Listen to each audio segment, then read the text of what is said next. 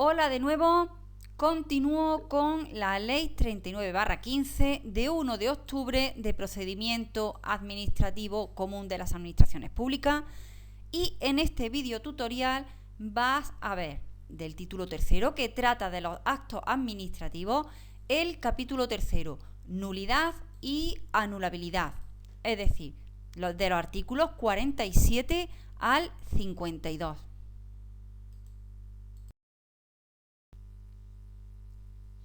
Bueno, pues repasando, como ya dije en otro vídeo tutorial, en el artículo 39.1 se establece que los actos de las administraciones públicas sujetos al derecho administrativo se presumirán válidos y producirán efectos desde la fecha en que se dicten, salvo que en ellos se disponga otra cosa.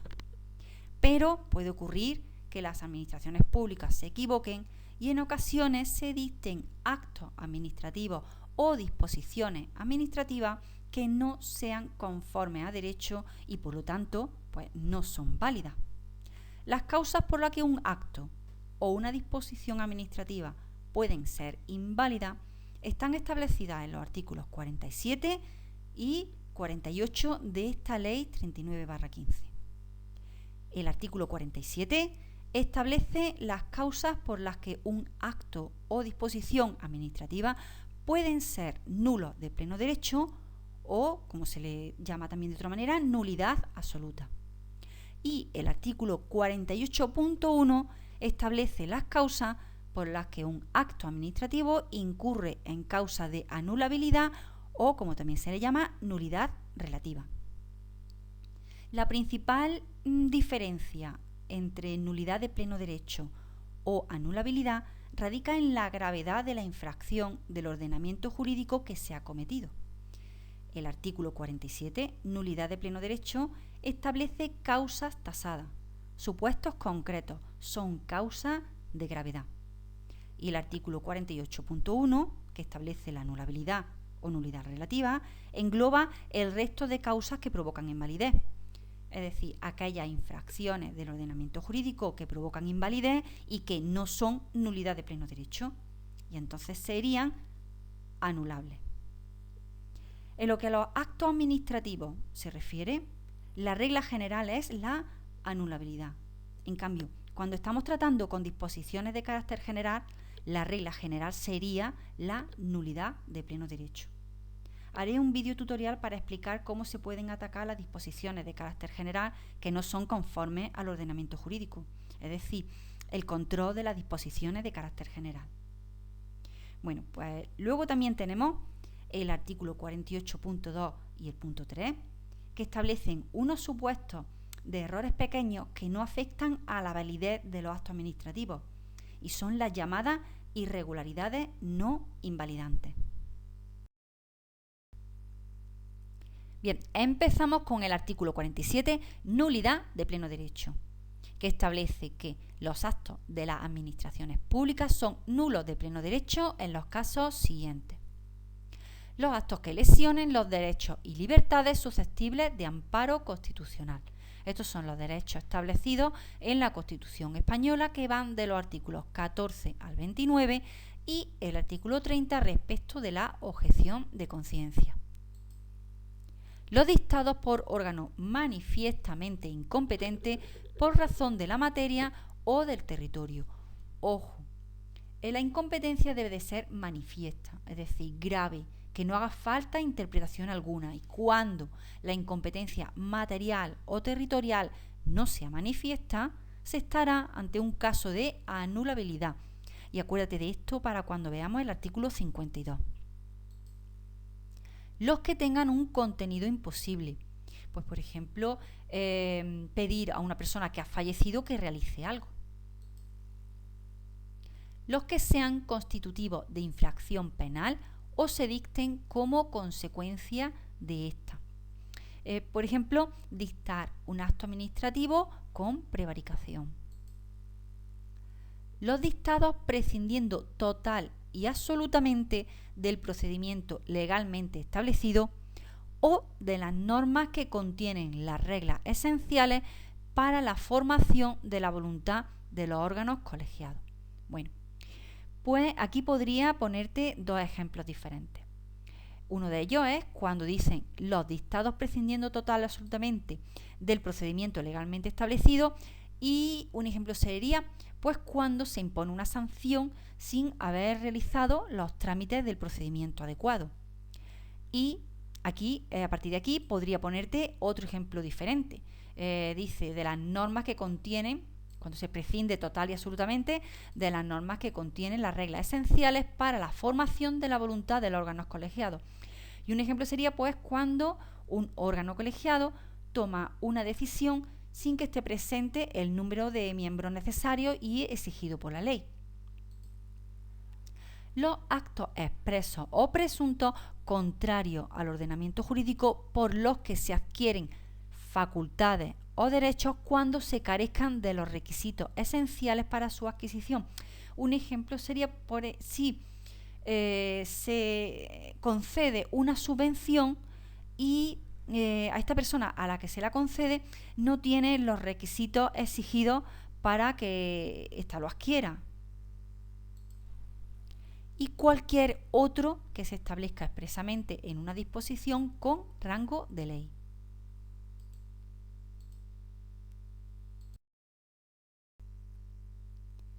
Bueno, pues el artículo 47 en el punto 2 regula cuando los casos en los que las disposiciones administrativas son nulas de pleno derecho.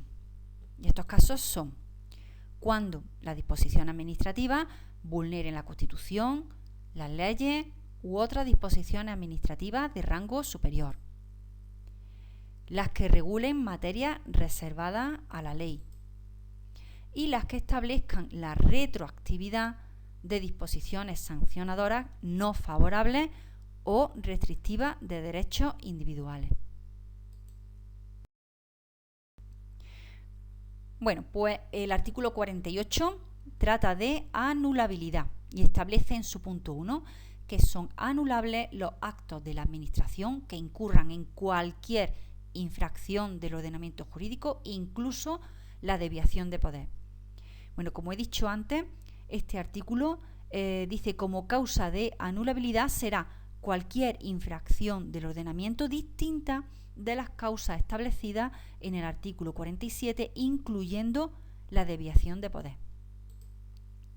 Bueno, el artículo 70.2 de la Ley de la Jurisdicción Contencioso Administrativa establece que se entiende por desviación de poder el ejercicio de potestades administrativas para fines distintos de los fijados por el ordenamiento jurídico.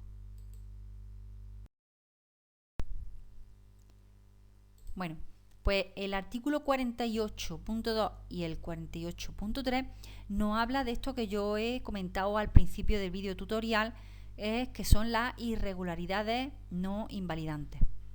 El artículo 48.2 establece que, no obstante, el defecto de forma solo determinará la anulabilidad cuando el acto carezca de los requisitos formales indispensables para alcanzar su fin o dé lugar a la indefensión de los interesados. Es decir, los vicios de forma solo son anulables cuando carezcan de los requisitos formales indispensables para alcanzar su fin o den lugar a indefensión. El resto de vicios de forma solo serán, lo dicho, irregularidades que no invalidan el acto. El artículo 48.3 establece que la realización de actuación administrativa fuera del tiempo establecido para ella solo implicará la anulabilidad del acto cuando así lo imponga la naturaleza del término o plazo. Quiere decir que cuando se realicen actuaciones administrativas fuera del plazo, solo supondrá anulabilidad del acto cuando así lo imponga la naturaleza del término o plazo. Un ejemplo podría ser el plazo que establece el artículo 40.2, que dice que toda notificación deberá ser cursada dentro del plazo de 10 días a partir de la fecha en la que se haya dictado el acto. Entonces, si no se cumple este plazo, pues estaríamos ante una irregularidad no invalidante. El artículo 49 nos habla de los límites a la extensión de la nulidad o anulabilidad de los actos, es decir, hasta dónde se hace extensiva la nulidad o anulabilidad. El punto 1 establece que la nulidad o anulabilidad de un acto no implicará la de los sucesivos en el procedimiento que sean independientes del primero. Un ejemplo sería, por ejemplo, si se inadmite una prueba indebidamente, es decir, ese acto incurriría en una causa de nulidad o en una causa de anulabilidad. Entonces, no solo quedaría viciado ese acto administrativo, también podría haber quedado viciado, por ejemplo, el trámite de audiencia, porque se ha oído a las partes sin tener en cuenta esa prueba que debería de haberse admitido. Pero habrá otros trámites que no se habrán visto alterados. Entonces, esos actos se conservarán. Y el artículo 49.2 establece que la nulidad o anulabilidad en parte del acto administrativo no implicará la de las partes del mismo independiente de aquella, salvo que la parte viciada sea de tal importancia que sin ella el acto administrativo no hubiera sido dictado. Bueno, pues si la parte de un acto, la parte es inválida, pero hay otras partes de ese mismo acto que son válidas, entonces estas pues se conservarán.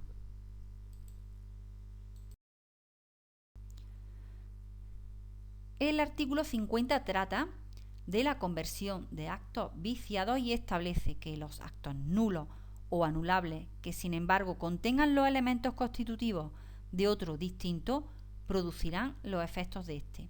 Y el ejemplo típico que se pone para este caso es el de una persona que se presenta a un proceso selectivo, que lo pasa el proceso selectivo para ser nombrado funcionario de carrera, pero en lugar de ser nombrado funcionario de carrera, es nombrado funcionario interino. Entonces, pues este acto evidentemente está viciado, pero se puede subsanar a través de la conversión de este acto de nombramiento de interino, en lo que realmente debe ser un funcionario de carrera. ¿Por qué? Porque este acto de nombramiento de interino contiene todos los elementos que permiten la constitución del mismo en otro acto distinto, es decir, en el acto en el que se ha nombrado funcionario de carrera, porque además se ha participado y se ha superado un proceso selectivo para ser nombrado funcionario de carrera.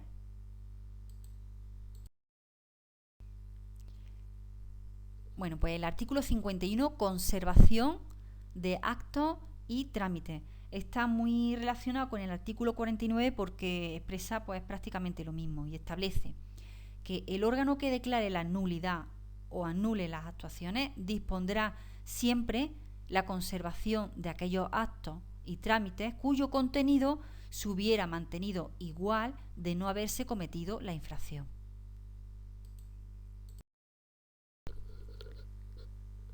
Bueno, pues ya nos queda poco. El artículo 52 es el último artículo de este capítulo y trata de la convalidación. Convalidar es subsanar los vicios que tenga un acto administrativo, pero ojo, convalidar los actos anulables. La Administración nunca puede convalidar los actos viciados por las causas establecidas en el artículo 47, es decir, la invalidez por nulidad de pleno derecho no puede convalidarse. Bien, el artículo 52.1 nos dice que la Administración podrá convalidar los actos anulables subsanando los vicios de que adolezca. El punto 2 nos dice que el acto de convalidación producirá efectos desde su fecha, salvo lo que establece el artículo 39.3 para la retroactividad de los actos administrativos. Es decir, los efectos de la convalidación pueden ser retroactivos en estos casos que establece el artículo 39.3. Si el vicio consistiera en incompetencia no determinante de nulidad, la convalidación podrá realizarse por el órgano competente cuando sea superior jerárquico del que dictó el acto viciado. Es decir, incompetencia no determinante de nulidad sería la incompetencia jerárquica y la incompetencia material y territorial que no es manifiesta conforme a lo establecido en el artículo 47.b. Recuerda que ya te hice mención en este artículo, a este punto. Y el artículo 52.4 establece que si el vicio consistiera en la falta de alguna autorización, pues podrá ser convalidado el acto mediante el otorgamiento de la misma por el órgano competente. Bueno, pues esto es todo. Muchas gracias. Si te ha gustado, puedes pulsar me gusta y hasta